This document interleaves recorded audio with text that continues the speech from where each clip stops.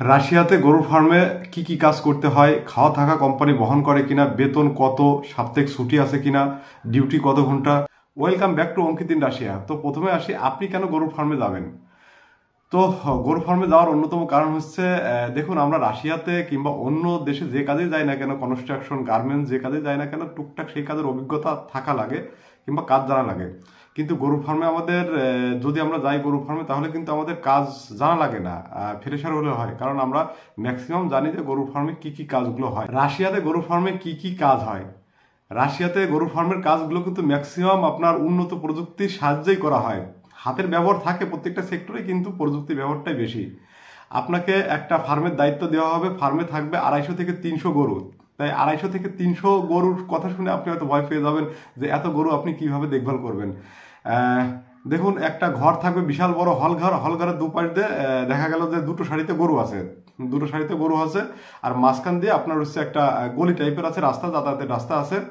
তো একটা ট্রলি এসে, একটা ট্রলি বা ট্রাক্টর এসে এই গরুর সামনে খাবার ফেলে দিয়ে যাবে, ওরাই আবার খাবারগুলো এগিয়ে দিয়ে যাবে। এবার গরু যখন খাবার খেতে খেতে দেখা যাচ্ছে যে একটু ছড়িয়ে ফেলছে চারিদিকে, তখন আর কি ওই খাবারটা আপনাকে বেলসা দিয়ে একটু এগিয়ে দিতে হবে। খাওয়ার পরে গরুর একটা জল খাওয়ার জায়গা আলাদা আছে, সেখানে গিয়ে গরু জল খেলো।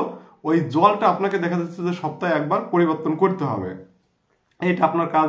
তারপরে গরু জল খেতে গিয়ে যদি গরু পায়খানা করে কিংবা পটি করে, সেটা পরিষ্কার করতে হবে, সেটাও আপনাকে ব্যবসা দিয়ে করতে হবে। তবে সচরাচর কিন্তু কমই করে জল খেতে গিয়ে। ম্যাক্সিমাম গরু যেখানে খাবার খায় সেখানেই গরু পায়খানা করে, পটি করে, সেটা কিন্তু অটোমেটিক পরিষ্কার হয়ে যায়। এই কাজটা আপনাকে করতে হবে। তারপর দেখা যাচ্ছে যে যে দুই সারি গরুর মাঝখানে যে গলিটা, ওই গলিটা আপনাকে হয়তো পরিষ্কার করতে হবে, মাঝে মধ্যে গলিটা পরিষ্কার করতে হবে আপনাকে, সেটাও মেশিনের সাহায্য। আপনার শ্রম মধ্যে খুব বেশি যাবে সেখানে তা না। তারপর দেখা যাচ্ছে যে কোনো একটা গরু প্রেগনেন্ট হলো, ওই প্রেগনেন্ট গরুকে আপনাকে আলাদা ঘরে রাখতে হবে নাম্বারিং করে। তারপর দেখা যাচ্ছে যে কোনো একটা গরু অসুস্থ হয়ে পড়লো, ওই গরুকে হসপিটালে পাঠাতে হবে, সেটা আপনাকে করতে হবে। এই কাজগুলো আপনাকে করতে হবে। এইবার আসি, আপনার গরুর ফার্মে কত ঘন্টা ডিউটি দিতে হয়, কত ঘন্টা কাজ করতে হয়। গরুর ফার্মে কাজ করতে হয় আপনার 12 ঘন্টা কাজ। গরুর ফার্মে যদি আপনি সকাল 5টা থেকে ডিউটি শুরু করেন, বিকাল 5টায় আপনার ডিউটি শেষ, তাহলে আপনি বুঝতে পারলেন যে 12 ঘন্টা যদি আপনার ডিউটি হয়, তাহলেও কিন্তু কষ্ট খুব বেশি হয় না। কারণ ম্যাক্সিমাম কাজগুলোই মেশিনের দ্বারাই হয়। আপনার কি করতে হবে, আপনাকে করতে হবে 12 ঘন্টা খামারে থাকতে হবে, ফার্মে আপনাকে 12 ঘন্টা থাকতে হবে, উপস্থিত থাকতে হবে, টুকটাক কাজ করতে হবে। আপনি তো দেখলেন যে কি কাজগুলো করতে হয়। এই কাজগুলো কিন্তু আহামরি খুব বেশি ভারী কাজও না। মোট কথা, আপনাকে খামারে থাকতে হবে 12 ঘন্টা। এবার আপনাকে কিন্তু শিফটিং ডিউটি, আপনার দিনেও ডিউটি পড়তে পারে, আপনার রাতেও ডিউটি পড়তে পারে।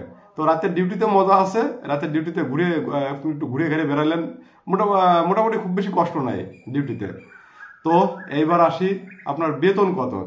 এখানে মাসিক বেতন দেওয়া হয় না, কিন্তু এখানে বেতন দেওয়া হয়, আপনি কাজ করলে বেতন পাবেন, কাজ না করলে আপনি বেতন পাবেন না। আপনি যদি মাসে 30 দিনও কাজ করেন, আপনি 30 দিনের বেতন পাবেন। আপনাকে পার ডে আপনাকে 2000 টাকা, 2000 রুবল আপনাকে পরিশোধ করবে কোম্পানি।